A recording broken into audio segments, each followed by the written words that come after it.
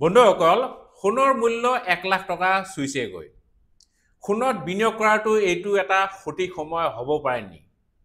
নে ইয়াৰ পিছত আৰু প্ৰাইচ কমা চান্স আছে? যদি একদম সঠিক সময় হয়, তেতিয়াহ'লে কেনেকুৱা ধৰণৰ সোণত বিনিয়োগ কৰাটো ভাল হ'ব? গোল্ড কইন নে গোল্ড বিস্কিট?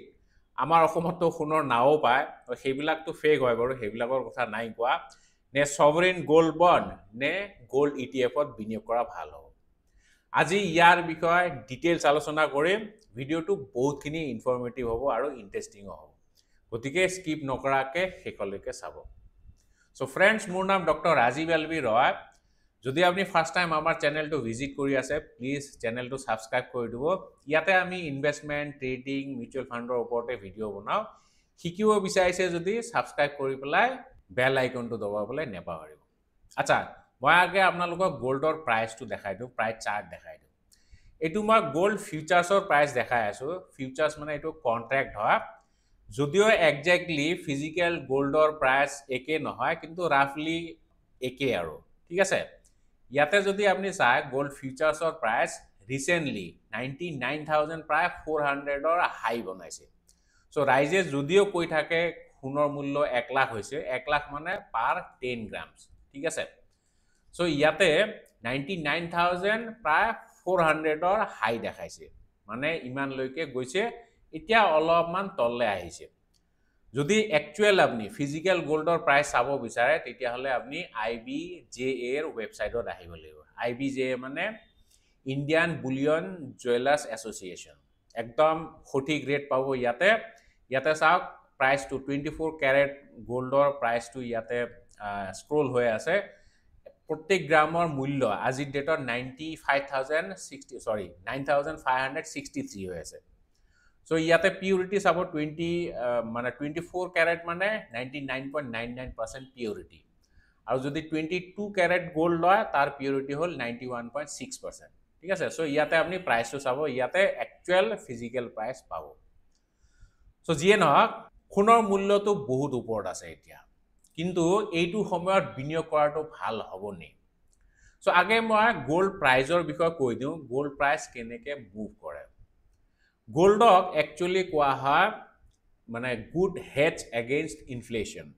মানে প্ৰত্যেক বছৰে বস্তুৰ দামটো বাঢ়িয়ে থাকে। আজি 1 লাখ টকা যি মূল্য, 10 বছৰৰ পিছত সেইটো মূল্য বহুত কমিব।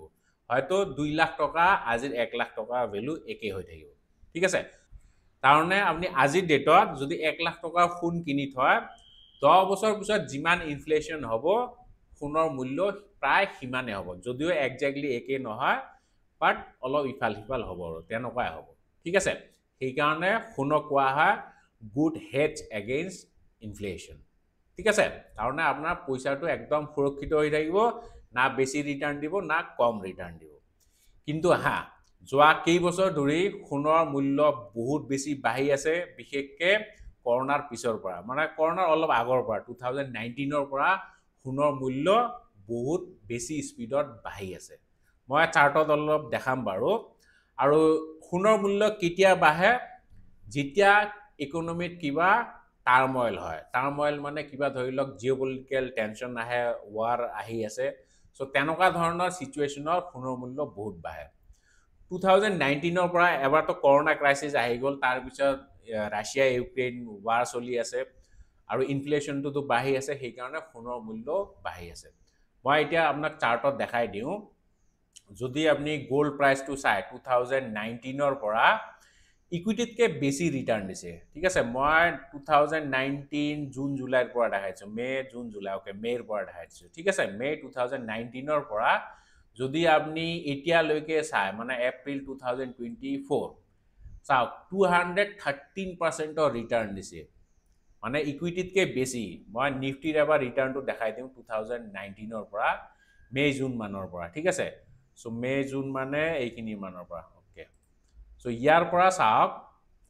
এইখিনি মে', ইয়াৰ পৰা এইখিনিলৈকে একদম টপলৈকে, মই টপলৈকে দেখাইছোঁ। আৰু যদি আপুনি আজিৰ ডেটত চায়, তেতিয়াহ'লে 100%। তাৰমানে সোণে ইকুইটিতকৈ দুগুণ ৰিটাৰ্ণ বেছি দিছে। চ' এনেকুৱা বহুত ৰেয়াৰ হয়।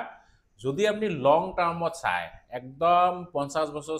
60 বছৰ টাইম ফ্ৰেমত চায়, তেতিয়াহ'লে চাব সোণৰ ৰিটাৰ্ণ এৰাউণ্ড 7 to 8%ৰ ভিতৰত থাকে বছৰি মানে 7 to 8% ৰিটাৰ্ণ দিয়ে আৰু ইনফ্লেশ্যন তেনেকুৱা হয় 6 to 7%ৰ ভিতৰত ইনফ্লেশ্যন থাকে ঠিক আছে অলপ ইফাল সিফাল হয় সো সেইকাৰণে সোণক কোৱা হয় গুড হেডজ এগেইনষ্ট ইনফ্লেশ্যন যদি আপনি পইচাখিনি ইনফ্লেশ্যন প্ৰুফ কৰি ৰাখিব বিচাৰিছে তেতিয়াহ'লে গোল্ড ইজ আ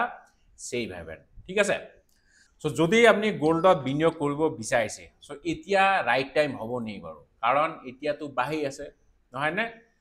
সো চাওক যেতিয়ালৈকে জিঅ'পলিটিকেল টেনশ্যন থাকিব তেতিয়ালৈকে কিন্তু গোল্ড প্ৰাইচ আৰু বঢ়াৰ চান্স থাকিব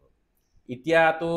টেৰিফ ৱাৰ চলি আছে আৰু আমাৰ ইণ্ডিয়াতো লোকেল অলপ প্ৰব্লেম চলি আছে লোকেল ইন দা সেন্স মানে ইণ্ডিয়া আৰু পাকিস্তানৰ যুদ্ধৰ নিচিনা পৰিস্থিতি হৈ আছে নহয় নে এই পেহেলগাম এটাকৰ টেৰৰিষ্ট এটাকৰ পৰা সো যেতিয়ালৈকে এনেকুৱা ধৰণৰ জিঅ'পলিটিকেল টেনশ্যন থাকিব তেতিয়ালৈকে কিন্তু গোল্ডৰ মূল্য বাঢ়ি থাকিব কাৰণ ৰাইজে সবে সেফ জায়গাত ইনভেস্ট কৰিব বিচাৰে নহয় নে সো যেতিয়া এনেকুৱা যুদ্ধৰ মাহল হয় তেতিয়া কিন্তু ইকুইটি মাৰ্কেট ক্ৰ্যাশ হয় আপনি যদি নিফটি চাই নিফটিটো দেখাই পাইছে ৰিসেন্টলি টেৰিফ ৱাৰৰ ভয়ত নিফটি ভালেখিনি কাৰেকশ্যন দিছে আৰু এতিয়া ইণ্ডিয়া পাকিস্তান ৱাৰৰ ভয়ত কালিও মাৰ্কেট অলপমান কাৰেকশ্যন দেখাইছে সো যিয়ে নহওক যদি আপনি গোল্ডত বিনিয়োগ কৰিব বিচাৰিছে তেতিয়াহ'লে মই ভাবো একেবাৰে হাইত বিনিয়োগ কৰাতকে যদি অলপমান কাৰেকশ্যন দেখায় মানে যদি অলপমান তললে আহে ধৰি লওক 19% মান যদি তললে আহে এইখিনি মানত মানে এৰাউণ্ড 90,000 লেভেলত যদি পায় তেতিয়াহ'লে মোৰ মতে বিনিয়োগ কৰাটো বেয়া নহ'ব কিন্তু হা ভিউ পইণ্টটো লং টাৰ্ম ৰাখিব আপনি এবছৰ দুবছৰৰ কাৰণে নহয় কমেও 7 বছৰ 10 বছৰৰ কাৰণে যদি বিনিয়োগ কৰিব বিচাৰিছে তেতিয়াহ'লে আপনি এতিয়াও বিনিয়োগ কৰিব পাৰে এণ্ড ডিসক্লেইমাৰ এটা দি দিওঁ একদম ৰিকমেণ্ডেশ্যন বুলি নাভাবিব জাষ্ট এডুকেশ্যনেল পাৰপাছত মই ভিডিঅ'টো বনাই আছোঁ আচ্ছা যিয়ে নহওক যদি আপনি গোল্ডত বিনিয়োগ কৰে তেতিয়াহ'লে আপনি ক'ত বিনিয়োগ কৰিব গোল্ড আপনি কয়েন কিনিব নে গোল্ড বাৰ কিনিব নে সভাৰেন গোল্ড বন্ড নে গোল্ড ETF সো ক'ত বিনিয়োগ কৰাটো ভাল হ'ব চাওক মই সবৰে কি প্লাস পয়েন্ট আছে কি নেগেটিভ পয়েন্ট আছে সেইখিনি কম সো যদি আপনি গোল্ডত বিনিয়োগ কৰিব বিচাৰিছে তেতিয়াহ'লে মোৰ মতেতো আপনি ফিজিক্যাল গোল্ড কিনাতকে আপনি গোল্ড ETF কিনা ভাল এতিয়া হয়তো আপনি ভাবিব গোল্ড ETF কি মই তাৰ বিষয়ে অলপ কম বাৰু কিন্তু ফিজিক্যাল গোল্ড কিনাটো বহুত ৰিস্কি হয় ৰিস্কি মানে কি আপনি গোল্ড কিনি পেলা ক'বাত তো থব লাগিব না হেতু থোৱা ৰিস্ক আজিকালি চুৰৰ যি উপদ্ৰৱ সো চুৰে লৈ যাব পাৰে হয়তো আপনি কিনি পেলা আকৌ লকাৰত থব পাৰে বেংকৰ লকাৰত এগেইন বেংকৰ লকাৰত থোৱাটো মানে এডিশনাল এটা খৰচা নহয় নে সো গতিকে ফিজিক্যাল গোল্ড মানে আপনি গোল্ড বাৰ বা গোল্ড বিস্কিট কিনিব নালাগে বা গোল্ড কয়েনও কিনিব নালাগে বেস্ট অপশন তো সভারেন গোল্ড বন্ড হয় সভারেন গোল্ড বন্ডত কি হয় সরকারে আপনার এডিশনাল 2%ৰ এক্সট্ৰা ৰিটাৰ্ণ দিয়ে কিন্তু আজিকালি হেতু বন্ধ হৈ গ'ল এতিয়া সভারেন গোল্ড বন্ড নাই সরকার অলপমান হেতু ধোকা খাইছে সো যিয়ে নহক সবতছে বেস্ট অপশন এতিয়া এটা থাকি গ'ল হেতু হল গোল্ড ETF এতিয়া গোল্ড ETF মানে কি সো যদি আপনি স্টক মার্কেটত আছে তেতিয়াহ'লে তো ETF কি হয় গমে পায় ETF মানে exchange traded fund exchange traded fund মানে কি চাওক এইটো আপনি কিনি পেলাই ডিমেট ফৰ্মত থব পাৰে মানে ইলেক্ট্ৰনিক ফৰ্মত থব পাৰে ফিজিক্যাল গোল্ড হলে তো আপনি আলমিৰাত থব লাগিব বা বেংকৰ লকাৰত থব লাগিব ETF টো আপনি ডিজিটাল ফৰ্মত থব পাৰে মানে ডিমেট ফৰ্মত হেতু বহুত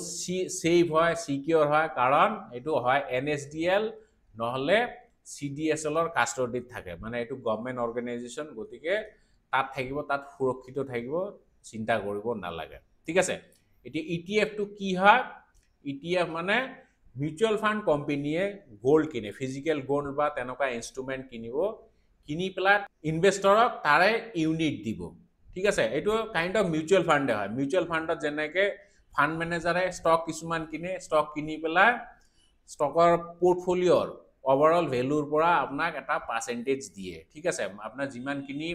ইনভেস্ট কৰিব হেতু মতে আপোনাক ইউনিট এলোকেট কৰিব ঠিক তেনেকে তেওঁলোকে ফিজিক্যাল গোল্ড বা গোল্ড ইনস্ট্ৰুমেন্ট কিনি পেলা আপোনাক তাৰ পৰিৱৰ্তে সোণৰ মূল্যৰ অনুপাতত বা হেতু মূল্যত যিমান কিনি আপুনি ইউনিট পায় হেতু ইউনিট আপোনাক এলোকেট কৰিব ঠিক আছে আৰু ইটিএফৰ মূল্যটো একদম গোল্ডৰ লেখিয়াকে এনেকে মুভ কৰি থাকিব গোল্ড প্ৰাইস যদি বাঢ়ে ইটিএফৰ প্ৰাইসও বাঢ়িব যদি গোল্ড প্ৰাইস কমে তেতিয়া হলে ইটিএফৰ মূল্য কমিব সো কেনেকে কিনিব লাগে ইটিএফ হেতু মই কৈ আছো বাৰু আগে ইটিএফ কি হয় মই হেতু দেখাই আছো সো যদি গোল্ড ইটিএফ কিনিব বিচাৰিছে তেতিয়া হলে বহুত লিকুইড গোল্ড ইটিএফ এটা হল গোল্ড 20 বুলি কয় এটো নিপন ইন্ডিয়া মিউচুয়াল ফান্ডে মেনেজ কৰে আৰু বহুত ফান্ড হাউসে মেনেজ কৰে মই এটো আগে দেখাই দিছো গোল্ড আচ্ছা 20 ঠিক আছে এইটো যা gold 20 Nipon India ETF gold 20 এইটো আপনি যদি গোল্ডৰ প্ৰাইজৰ লগত ইয়াত তুলনা কৰে একদম একে গোল্ড প্ৰাইস যোনদিনা বাঢ়িব ইটিএফৰ মূল্য হিমানে বাঢ়িব যোনদিনা কমে